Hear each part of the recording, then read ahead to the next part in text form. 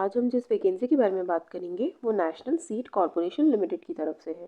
ये एक mini Ratna company है और इसका जो कॉरपोरेट ऑफिस है वो न्यू दिल्ली में है और इसके जो रीजनल ऑफिसेज हैं वो ऑल ओवर इंडिया लोकेटेड हैं। तो अगर आप इस पोस्ट के लिए सेलेक्ट होते हैं तो जहाँ जहाँ पर भी इनके ऑफिसेज हैं वहाँ पर आपको पोस्टिंग मिलेगी। पूरे नोटिफिकेशन में अलग अलग डिपार्टमेंट्स के लिए काफ़ी सारी वैकेंसीज निकाली गई हैं। अब लीगल डिपार्टमेंट से रिलेटेड क्या क्या वैकेंसीज़ हैं, उनसे रिलेटेड क्या एजुकेशनल क्वालिफिकेशंस चाहिए, क्या और क्राइटेरिया हैं, वो सब हम डिटेल में डिस्कस करेंगे। सबसे पहले हम डिटेल्स ऑफ वैकेंसीज देख लेते हैं कि लीगल डिपार्टमेंट में कितनी वैकेंसीज नोटिफाई की गई हैं। अब यहाँ पर लीगल फील्ड में जूनियर ऑफिसर लीगल के लिए पोस्ट निकाली गई है और यहाँ पर टोटल नंबर ऑफ़ वैकेंसीज 4 हैं, जिसमें अनरिजर्व्ड कैटेगरी के लिए 2 हैं, ईडब्ल्यूएस के लिए 1 है और ओबीसी के लिए 1 है और बाकी ये अलग अलग डिपार्टमेंट्स के लिए वैकेंसीज़ हैं। हम सिर्फ लीगल वैकेंसीज़ के बारे में बात कर रहे हैं तो हम बाकी सारी वैकेंसीज़ को नहीं देखेंगे। और क्या क्या डिटेल्स हैं वो देख लेते हैं। तो यहाँ पर प्लेस ऑफ पोस्टिंग के बारे में बताया गया है। यहाँ पर दिया है कि नेशनल सीड कॉरपोरेशन जो है उसके 11 रीजनल ऑफिसेज हैं और 5 बिग फार्म्स हैं। तो अगर आप इस पोस्ट के लिए सिलेक्ट होते हैं तो जो कैंडिडेट्स होंगे वो ऑल ओवर इंडिया जितने भी इनके ऑफिसेज हैं वहाँ पर आपकी कहीं भी पोस्टिंग हो सकती है। अब हम इसकी एसेंशियल क्वालिफिकेशंस और एक्सपीरियंसेस को देख लेते हैं। तो यहाँ पर सबसे पहले आपके पास एक लॉ की डिग्री होनी चाहिए जो किसी भी रिकग्नाइज्ड यूनिवर्सिटी या इंस्टीट्यूट से हो सकती है।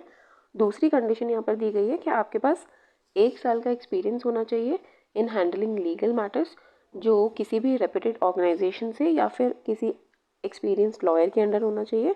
मतलब आपने या तो किसी लॉ फर्म में काम किया हो या फिर आप कोर्ट में किसी भी लॉयर के अंडर काम कर रहे हो।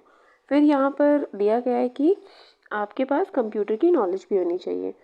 फिर लास्ट में यहाँ पे एक एसेंशियल कंडीशन भी दी गई है कि अगर जो लॉ ग्रेजुएट्स हैं और जो बाकी सारे डिपार्टमेंट्स में काम कर रहे हैं और उनके पास अगर लीगल डिपार्टमेंट से रिलेटेड एक्सपीरियंस है तो वो भी इस पोस्ट के लिए अप्लाई कर सकते हैं। हम देखते हैं कि इस पोस्ट के लिए आपको मंथली सैलरी कितनी मिलेगी। तो जूनियर लीगल ऑफिसर की पोस्ट के लिए आपको टोटल पर मंथ अराउंड 37,000 के लगभग सैलरी मिलेगी और इसमें आपके पास जो पर्क्स होंगे वो भी ऐड ऑन होंगे जो कि आपके स्क्रीन पर दिए गए हैं, वो आप देख सकते हैं। अब इस पोस्ट के लिए क्या एज लिमिट और रिलैक्सेशन प्रोवाइडेड है वो देख लेते हैं। तो जूनियर लीगल ऑफिसर की पोस्ट के लिए आपकी एज 30 ईयर्स से ज़्यादा नहीं होनी चाहिए और शेड्यूल कास्ट और शेड्यूल ट्राइब के लिए 5 साल का रिलैक्सेशन प्रोवाइडेड है। ओबीसी नॉन क्रीमी लेयर के लिए 3 साल का और पीडब्ल्यूडी कैंडिडेट्स के लिए 10 साल का। फिर यहाँ पर जो एक्स सर्विसमैन होंगे या फिर commissioned officer including emergency commissioned officer या फिर शॉर्ट सर्विस कमीशन्ड ऑफिसर जिन्होंने 5 साल तक मिलिट्री सर्विसेज के लिए काम किया है और अपने टर्म को कंप्लीट करने के बाद अगर ये इस पोस्ट के लिए अप्लाई करते हैं तो उनको 5 साल का रिलैक्सेशन प्रोवाइड किया गया है। तो अब हम देखते हैं कि इस पोस्ट के लिए क्या सिलेक्शन प्रोसेस होगा। तो यहाँ पर 3 स्टेजेस दी गई हैं। तो जूनियर लीगल ऑफिसर की पोस्ट के लिए सबसे पहले जो स्टेज 1 होगी उसमें आपका एक रिटन एग्जामिनेशन होगा। फिर स्टेज 2 में जो भी मेरिट बनेगी रिटन एग्जामिनेशन की उसके बेसिस पे आपको डॉक्यूमेंट वेरिफिकेशन के लिए बुलाया जाएगा।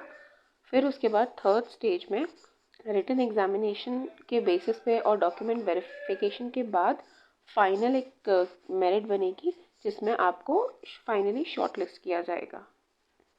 अब हम देखते हैं कि एग्जामिनेशन पैटर्न क्या होगा। तो यहाँ पर आपका एक कंप्यूटर बेस्ड टेस्ट होगा, उसके बेसिस पे आपके मार्क्स डिसाइड होंगे।